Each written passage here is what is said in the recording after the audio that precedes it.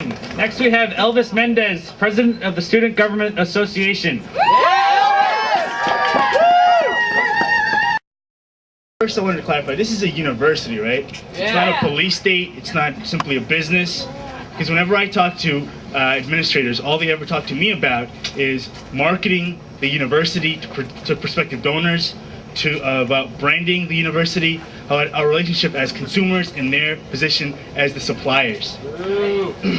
Let me clarify something. Education should not be a sellable good. It is a right.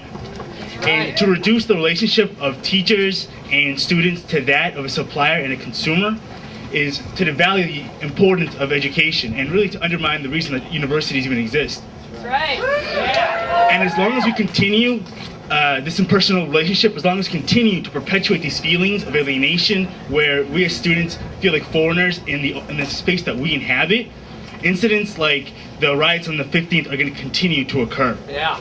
And the administration has to, now the riots of course are incidents that I think all students should not support. That sort of destructive and violent behavior is something that I think we are all against, particularly a lot of students that have to feel the repercussions of those actions. But equally troubling is the way that the university handles this, the way that the university clamps down on all students and does not care about addressing the root issues, the root causes. What is creating this situation where students, first of all, what type of students are we attracting to this university that feel it's all right to break windows, to destroy their living area?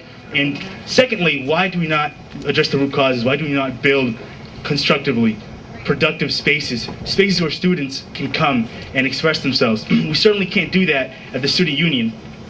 Student union and the campus center is run by auxiliary services. That's a revenue generating operation. That means that you are not its interest. The businesses that open spaces here are the main interest of these organizations. And we certainly can't do that in our dorms, right? I mean, we're being patrolled by cops constantly violating our Fourth Amendment right. I mean, I don't know, someone should tell the university that Southwest is a living residence. It is not an extension of Western Massachusetts Correctional Facility, nor will it ever be.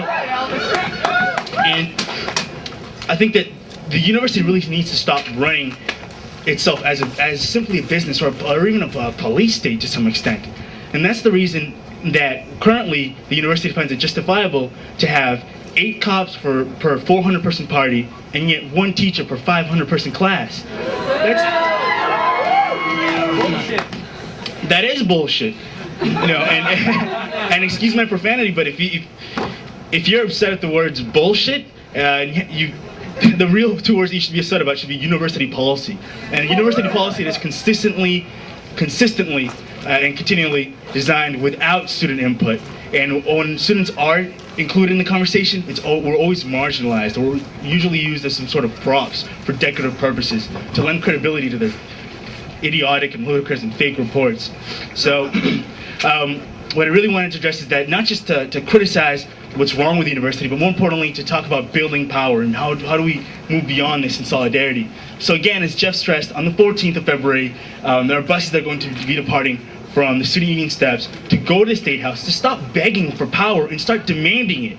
And the 5 principles are an educational system, a public education that's accessible, that's affordable, that respects our democratic institutions, that fixes the funding gap, and that is dedicated not to paying administrative salaries, but to hiring more faculty, because this is a university and not a business. Thank you. You guys staying warm out there?